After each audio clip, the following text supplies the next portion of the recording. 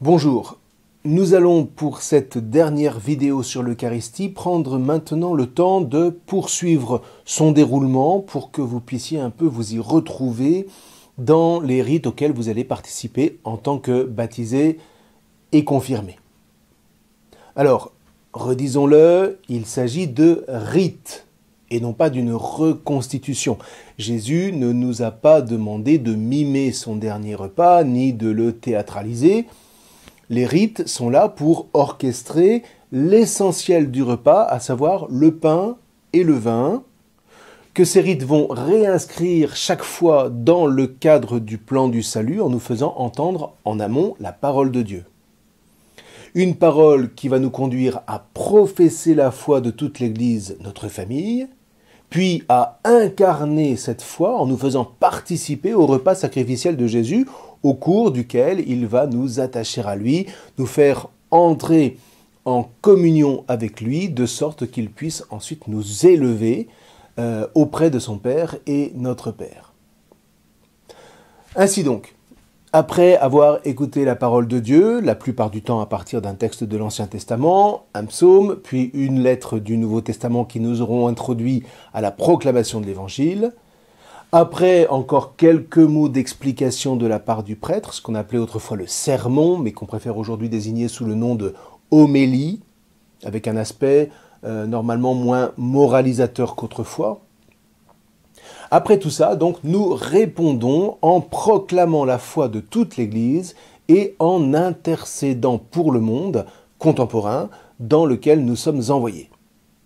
Et là, on va dire quelques mots sur cette question.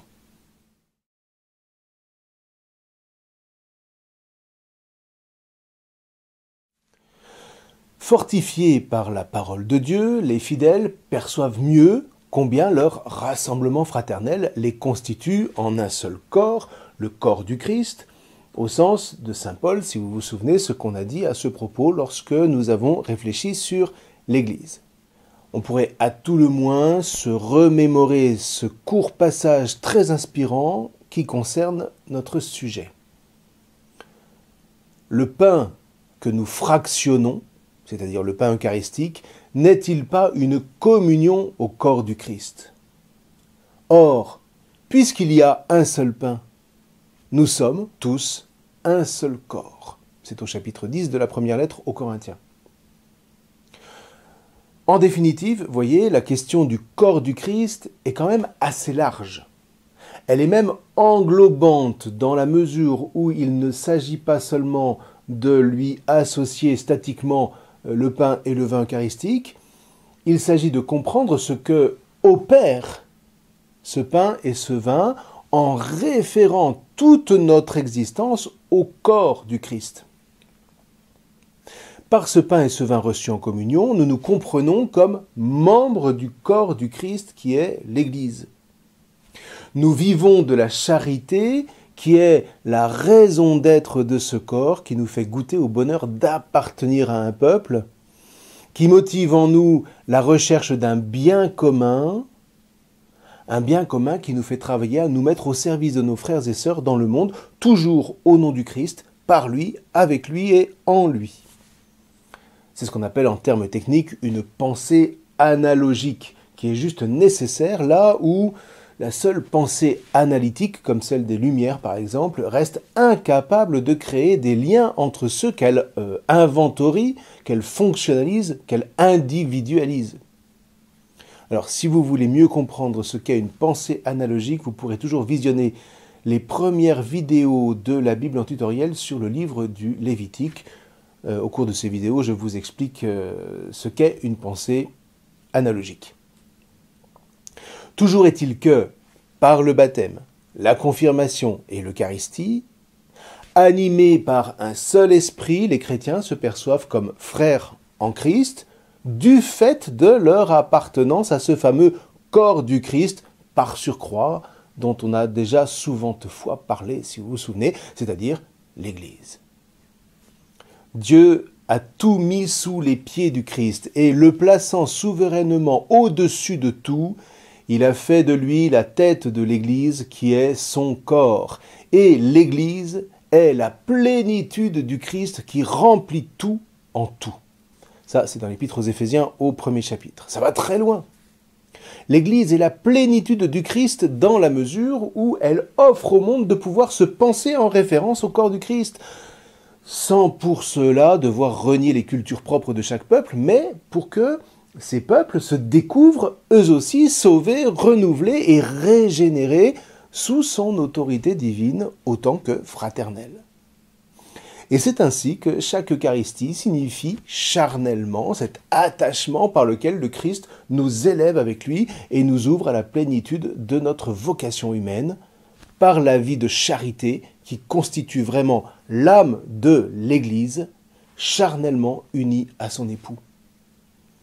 Une charité par laquelle peut s'opérer l'élévation de la création tout entière, cette création qui, comme l'écrit encore saint Paul, scrute au loin la révélation des fils de Dieu. Ça, c'est au chapitre 8 de l'Épître aux Romains. Alors, quoi qu'il en soit, c'est tout ça que le peuple chrétien rassemblé le dimanche dans les églises du monde entier proclame à travers une des 3 formules traditionnelles de ce qu'on appelle le credo. Je vous mets ces formules dans la fiche pour aller plus loin. Toujours est-il que chacune de ces formules énonce en fait le même contenu, et parce que ce credo nous confirme dans notre mission sacerdotale, eh bien nous allons intercéder auprès du Père au nom du Christ, notre frère, notre Goël, notre Rédempteur. Et là, c'est ce qu'on appelle la prière universelle. Alors là, pas de pétard. C'est très clairement exprimé dans ce qu'on appelle le missel romain, c'est-à-dire le livre de référence concernant la liturgie latine.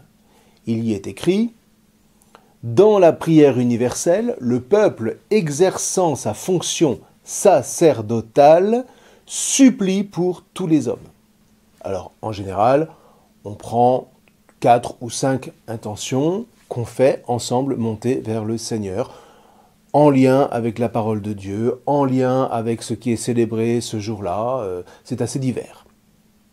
Vient alors le moment de se préparer à communier, et pour ça, une fois la prière universelle terminée, eh bien, on prépare l'autel en déposant sur lui le pain et le vin qui seront prochainement consacrés.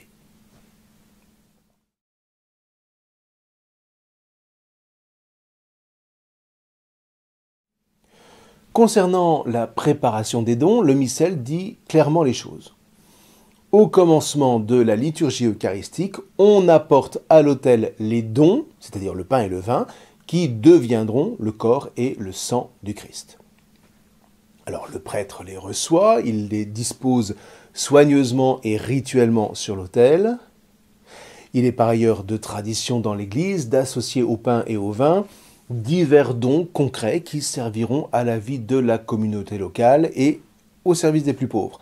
En Occident, ces dons sont offerts sous forme d'argent, ce qu'on appelle la quête.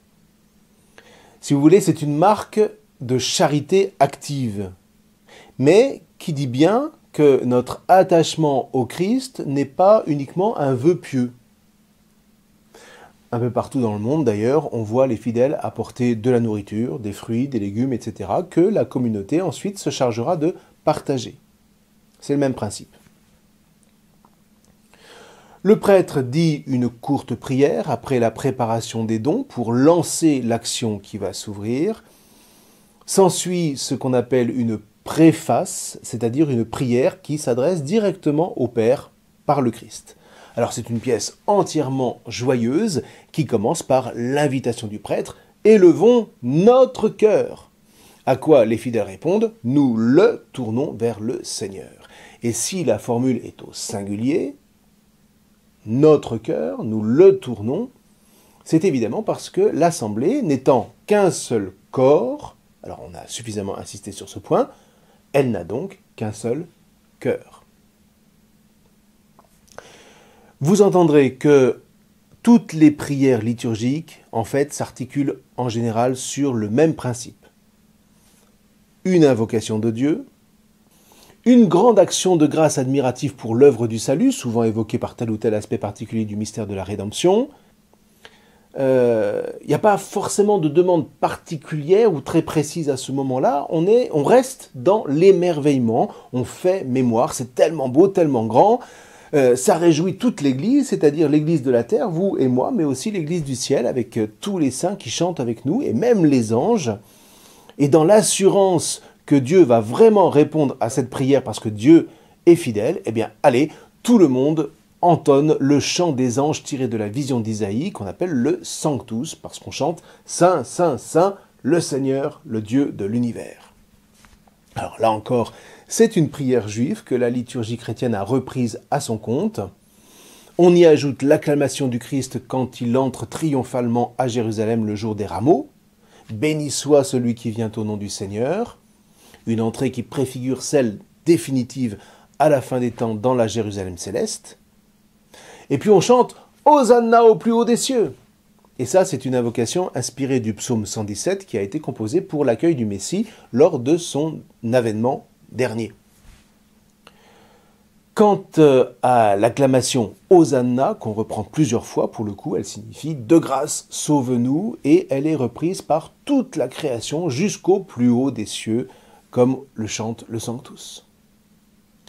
Alors l'importance de ce chant tient du fait qu'il nous fait prendre conscience que la liturgie célébrée n'est pas uniquement celle de la terre. Le ciel tout entier, avec les anges et avec les saints, s'y investit.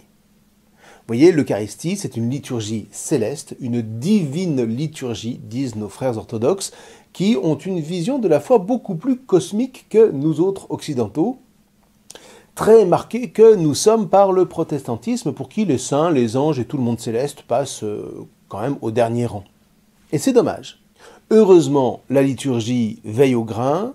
Toujours est-il que peut alors commencer la prière eucharistique proprement dite, la prière au cours de laquelle va avoir lieu la consécration du pain et du vin, c'est-à-dire que va nous être redonnée la nourriture qui alimente notre communion au sacrifice du Christ, la nourriture qui signe d'une part la fidélité de Dieu envers ses enfants bien-aimés et d'autre part notre attachement non moins fidèle à toute la personne du Fils qui nous ouvre dès ici-bas le chemin de la vraie vie, comme il l'a dit lui-même. Rappelez-vous, dans l'Évangile selon saint Jean, « Je suis le chemin, la vérité et la vie ». C'est au chapitre 14, au verset 6. Et parce que cette nourriture ne va pas, entre guillemets, être donnée, mais l'a déjà été, et ne cesse de l'être depuis 2000 ans, alors cette prière est entièrement habitée de gratitude, d'où son nom de prière eucharistique.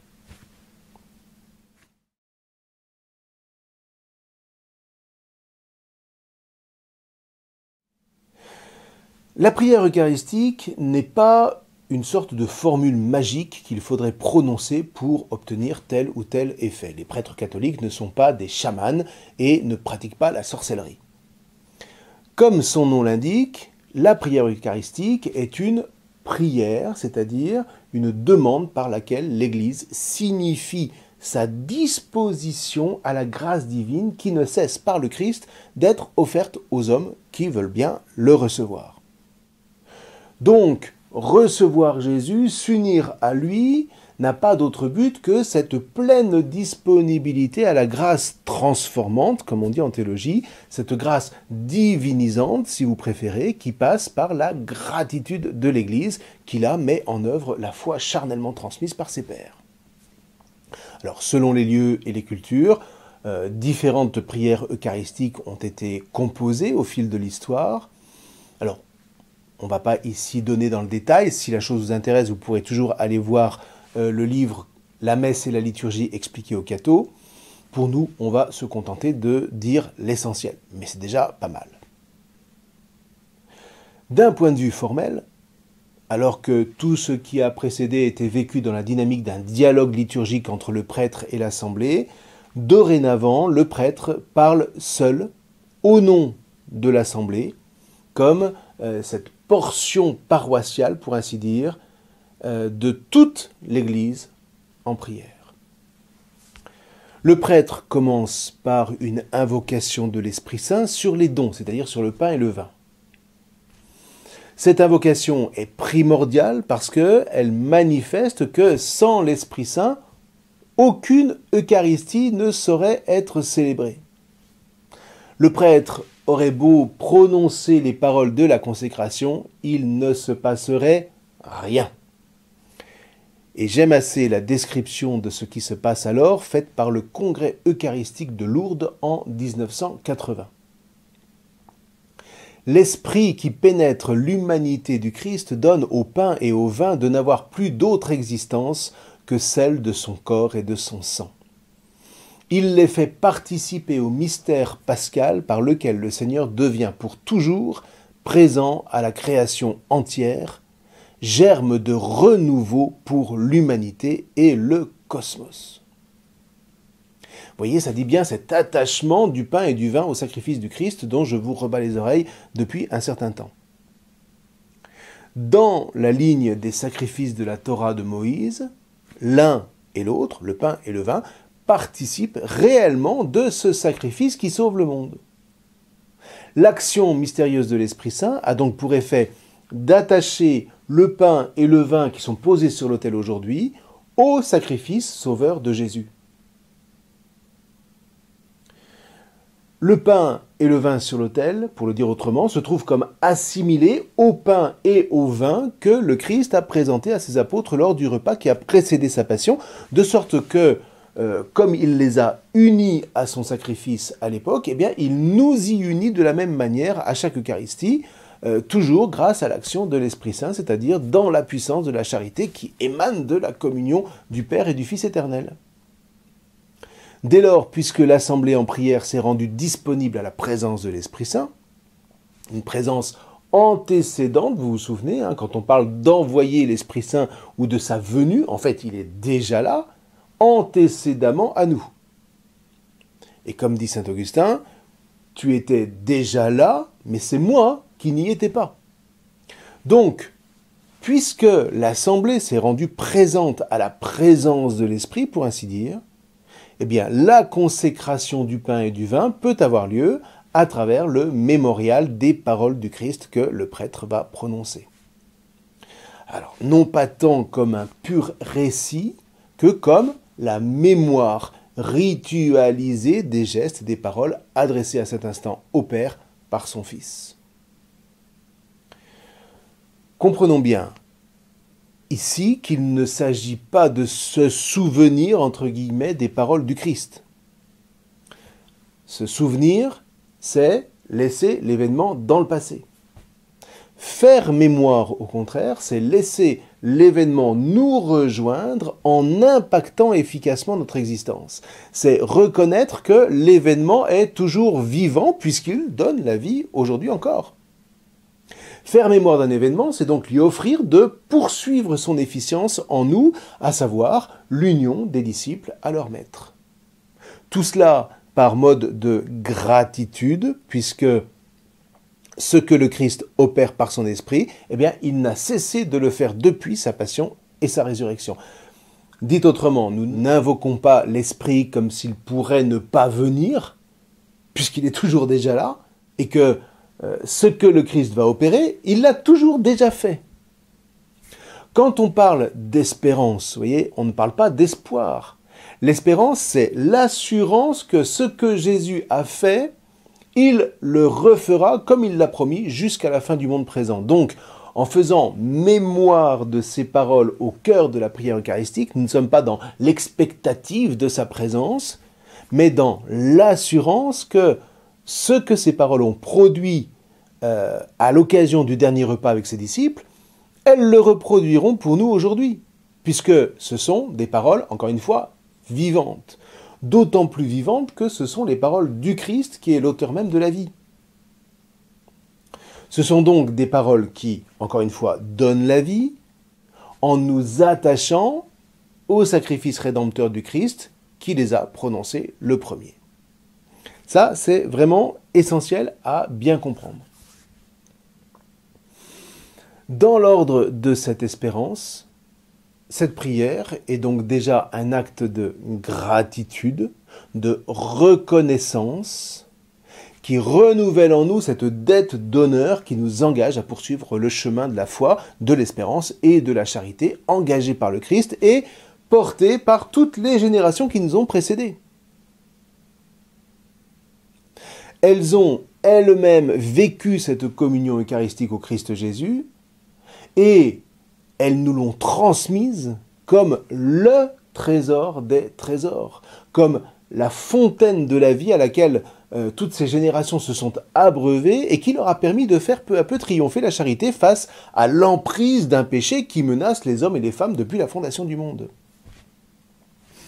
Oublier ce trésor, le déconstruire, comme on dit, pour faire triompher l'analyse froide sur l'analogie, pour faire triompher le pur calcul comptable sur le sens.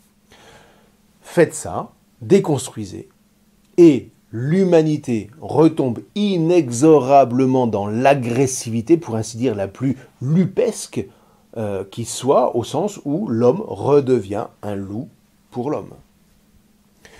Enfin bref, toujours est-il qu'au cœur de la prière eucharistique, le prêtre va alors redire les paroles décisives par lesquelles Jésus a substantiellement attaché le pain et le vin de son dernier repas à son sacrifice. Alors, d'une part, sur le pain, « Prenez et mangez-en tous, ceci est mon corps livré pour vous ».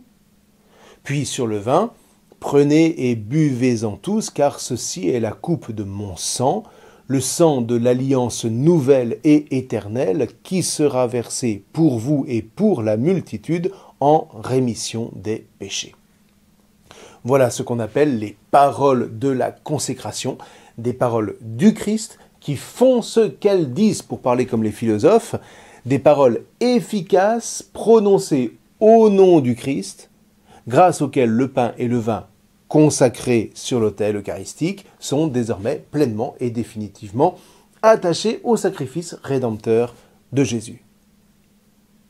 Quelque part, c'est tout. Mais il n'empêche que ces paroles dites par le prêtre en lieu et place du Christ Jésus font toute la différence. Ce pain et ce vin consacrés à chaque Eucharistie dans la puissance de l'Esprit Saint vont attacher ceux qui les partageront au sacrifice du Christ et à sa résurrection d'entre les morts pour que, dès la communion reçue, un tsunami de charité jaillisse de la croix. Et quand on sait que chaque dimanche, plus d'1,5 milliard de catholiques communient sur la terre, pardonnez-moi l'expression, mais ça fait un sacré raz-de-marée de charité dans le monde entier et sur tous les continents. Dès lors, la liturgie insiste, on fait encore mémoire du mystère abyssal qui se déploie charnellement, non pas sous nos yeux, mais en nous. On chante le mystère de la foi en s'adressant un court instant au Christ Jésus. Nous proclamons ta mort, Seigneur Jésus, nous célébrons ta résurrection. Nous attendons ta venue dans la gloire. Voilà, tout est là. Voyez, ce que nous vivons à chaque Eucharistie, c'est la promesse, ou plus exactement, ce sont les prémices de ce qui va advenir dans la fin des temps, lorsque le Messie paraîtra dans sa gloire et où tout sera définitivement scellé pour l'éternité. Reste que pour l'heure, il nous faut offrir au Père ce pain et ce vin désormais consacrés, qui ne font plus qu'un avec l'offrande sacerdotale que le Christ fait de lui-même sur la croix. Voyez, l'acte majeur de la Passion a été de s'offrir au Père pour le salut du monde, raison pour laquelle le premier geste de l'Église après la consécration va être d'offrir au Père, dans l'Esprit Saint, la victime sans tache qu'est le Christ immolé pour nous, auquel nous attache le pain et le vin consacrés. Et là, tous offrent, tous, c'est-à-dire l'Assemblée autant que le prêtre, tous offrent et s'offrent au Père en communion avec leur seul pasteur, c'est-à-dire le Christ. Vous voyez, il y a cette formule traditionnelle qui résume assez bien ce qui se passe. Un seul consacre, le prêtre, en vertu de sa mission propre de presbytre, vous vous souvenez, mais tous offrent au Père le sacrifice eucharistique. Et si ces prières sont prononcées par le prêtre, c'est bel et bien au nom de toute l'assemblée avec laquelle lui-même s'offre à la suite du Christ.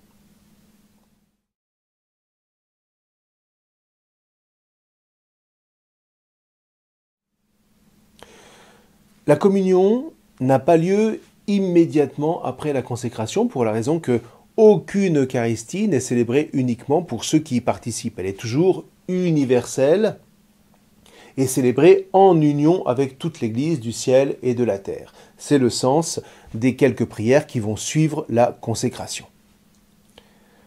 Par ailleurs, une seconde invocation de l'Esprit Saint va être prononcée après le mémorial de l'institution, la consécration donc, sur le peuple cette fois, afin que ceux qui vont communier soient sanctifiés eux aussi.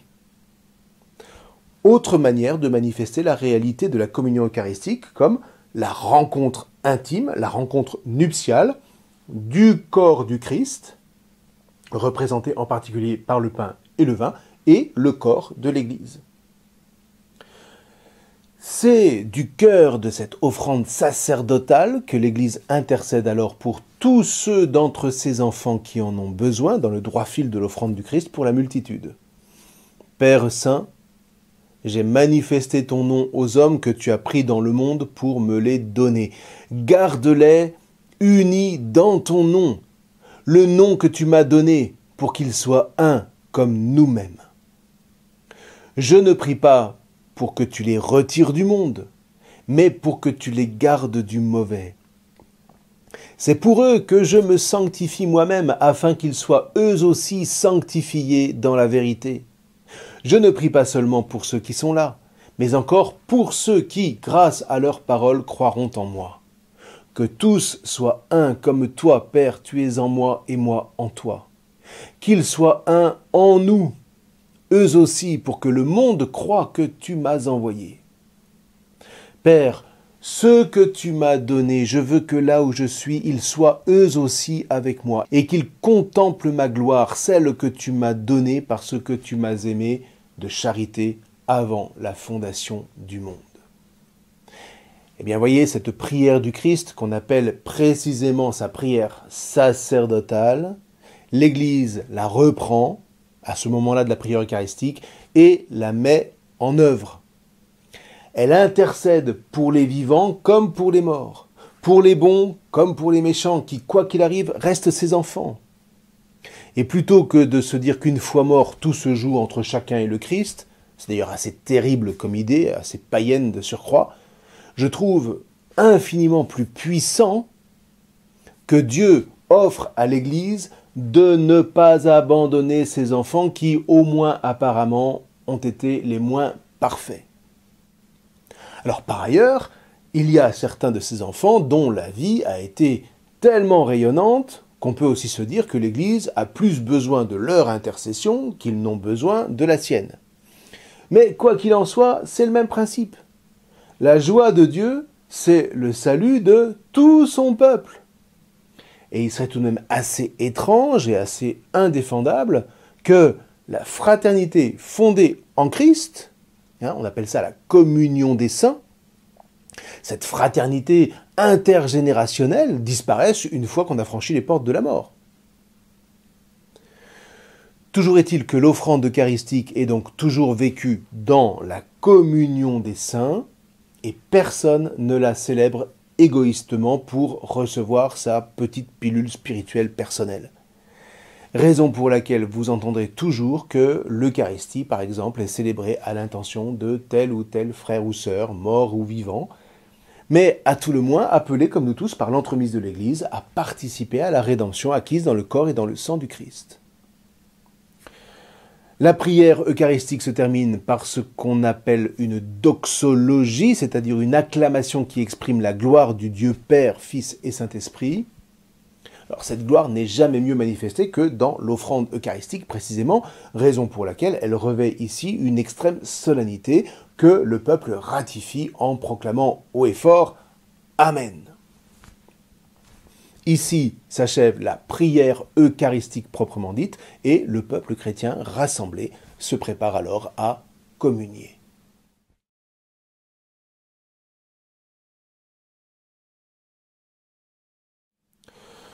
On entre dans les rites de la communion avec la récitation commune du Notre Père. Et dans le fond, nulle part ailleurs cette prière n'est plus indispensable.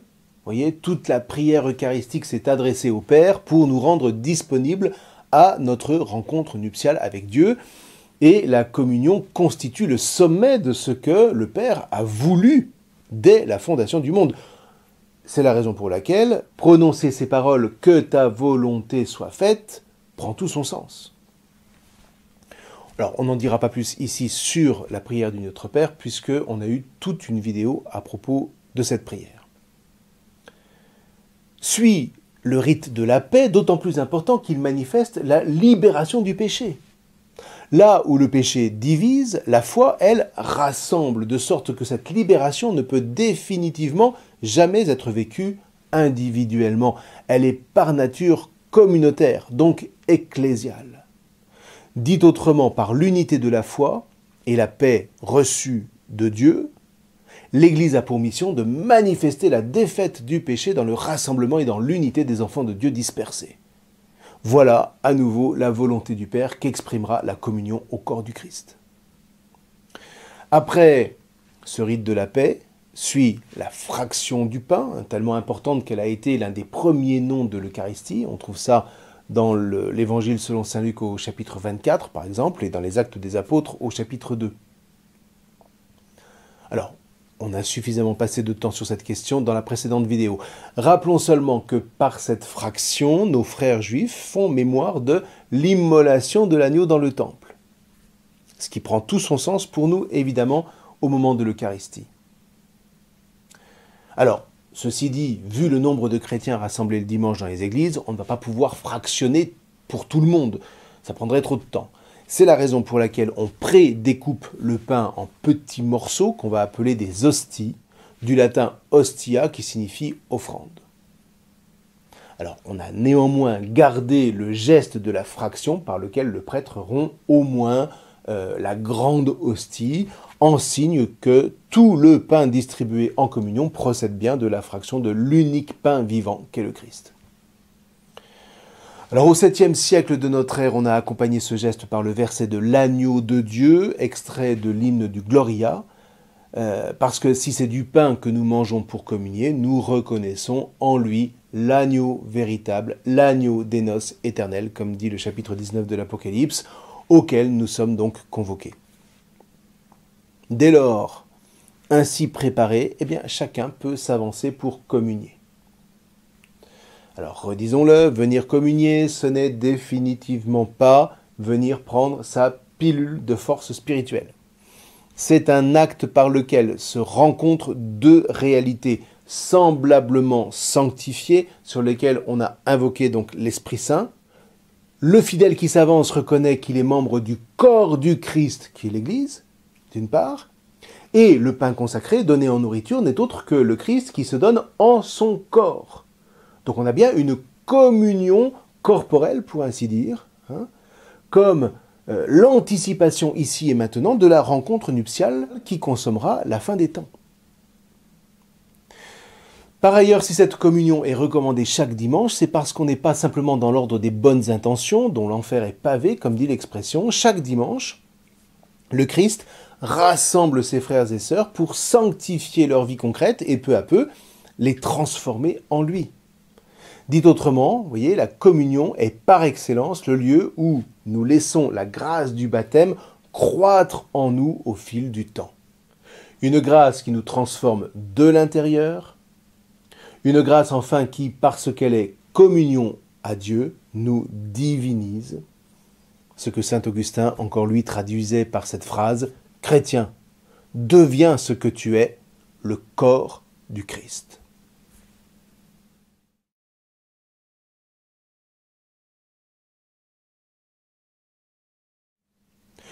Une fois qu'on a communié, suit un temps de recueillement et assez rapidement la prière de conclusion.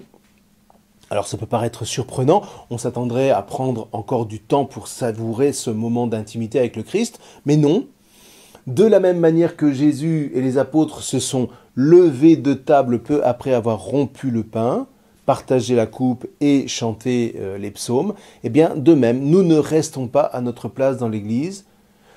Tout ce qui vient d'être vécu est recueilli par une ultime prière, du même genre que la prière d'introduction et que celle sur les offrandes. comme pour relancer la dynamique de charité que contient toute la célébration eucharistique. Et c'est ainsi que se clôt l'ensemble des rites de la messe, fortifié par cette Eucharistie, le corps du Christ qu'est l'Église, en communion avec son Seigneur et Sauveur, se sent revigoré, revivifié, pour partir en mission d'évangélisation dans le monde. En vue de cette mission, la bénédiction de l'envoi exprime et procure la protection de la Trinité, et le signe de la croix nous rappelle que les dons reçus au cours de cette Eucharistie restent toujours les fruits de la mort et de la résurrection du Christ Jésus. Alors, pour les très grandes solennités, elle est développée en 3 invocations auxquelles le peuple est invité par 3 fois à répondre « Amen ». Retentit alors la parole de l'envoi, « Ite missa est », cette parole que proclamait le diacre à la fin de l'Eucharistie dès le 7e siècle. On en a parlé au tout début des vidéos sur le sacrement de l'Eucharistie. Le tout se clôt en général par un chant final qui n'est pas obligatoire en soi, mais qui permet aux assemblées ferventes de laisser une dernière fois s'exprimer la joie et la louange pour la communion qu'elles ont vécue. La procession des enfants de chœur et du prêtre s'engage en direction de la grande porte qui s'ouvre. Le peuple rejoint le monde à la suite de son pasteur. Voilà. Alors, écoutez, avec tout ça, il me semble qu'on a dit l'essentiel sur ce sacrement qui nous a pris du temps. Mais qu'est-ce que vous voulez? C'est un univers tellement particulier et tellement riche de sens qu'on ne peut pas se contenter de décrire les rites sans en chercher le sens vivifiant, porté depuis Moïse et inscrit dans le cœur de Dieu depuis la fondation du monde. Quoi qu'il en soit, il me semble que là encore, vous avez bien du grain à moudre avec votre accompagnateur. Que le Seigneur vous garde dans sa bénédiction. Je vous remercie.